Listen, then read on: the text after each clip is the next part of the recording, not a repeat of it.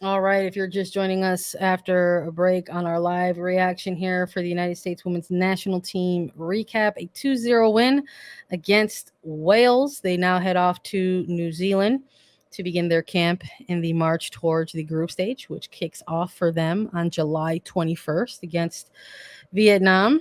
What comes out of this game?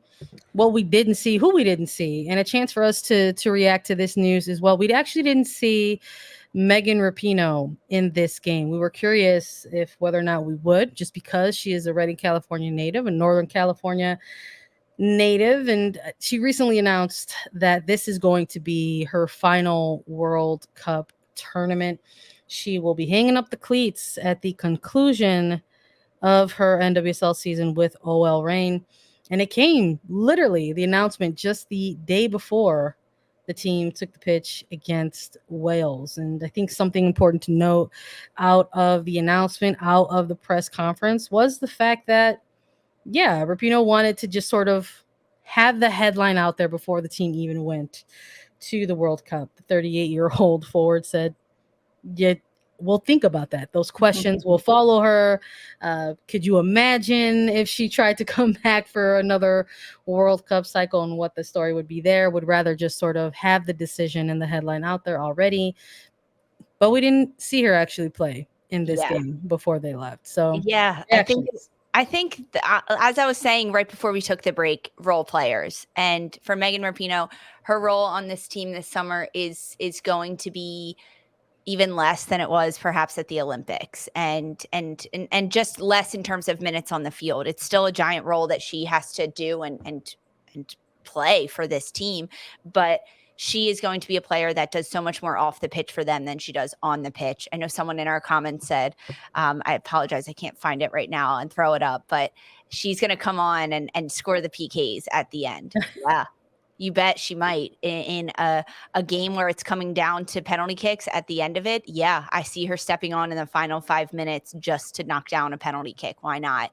But that's kind of the role that you expect to see from this kind of player who has already won 2 World Cups. She's won an Olympic gold medal. She's a Ballon d'Or winner. She's done so many different things at the World Cup, golden boot, golden ball. She's won everything. And she alluded to this. She is very lucky to be able to go out and choose to go out of a career and choose when and be able to announce it and go to another World Cup, right? Go to a 4th one and say, this is what I'm going to do and this is the role I'm going to play. I think it's a headspace that she's kind of been in for a little bit. And she alluded to this when she announced her retirement. It's a headspace for Megan Rapinoe that she knows she's done and she's at the end of the road. And she is now sharing that with everyone. That way, she's not the only one dealing with it, right? It's a little bit of sense of like, okay, let me get this off my chest a little bit. Yeah. I am done after this. I am ready to go. I'm going to give it my all until through the World Cup, until the end of the NWSL season. I bet she still wants to win an NWSL championship. I bet she does. But one thing that is not on her giant resume, she does not have a championship. She's got 3 shields in the NWSL, a couple World Cups, a couple medals, but no championship. So I'm really happy for her. I mean, the legend, a GOAT for Megan Rapinoe. She's done so much to the game on the field, off the field, and I know she'll continue to be an influence and a leader and a mentor for a lot of players that grow up, and honestly an icon for the world of women's soccer and what she's been able to do for the sport. I mean, we already saw some of the reaction to that, right? From her teammates. I mean, Alex Morgan saying that her immediate reaction was that they had to just go out and win the whole damn thing now. Like they have to. There's just like there's no choice. There's no choice. You know, we saw the clip of Crystal Dunn getting very emotional in the mix zone about it.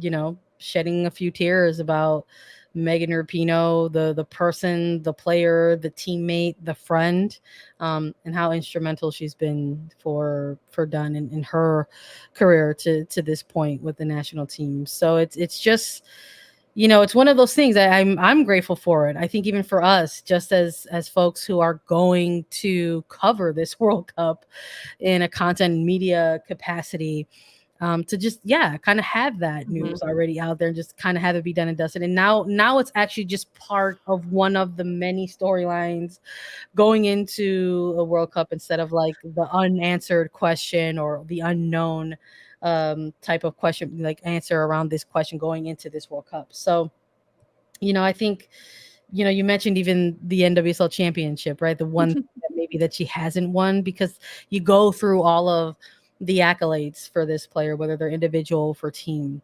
at this point, 2 World Cups, Olympic medals, right?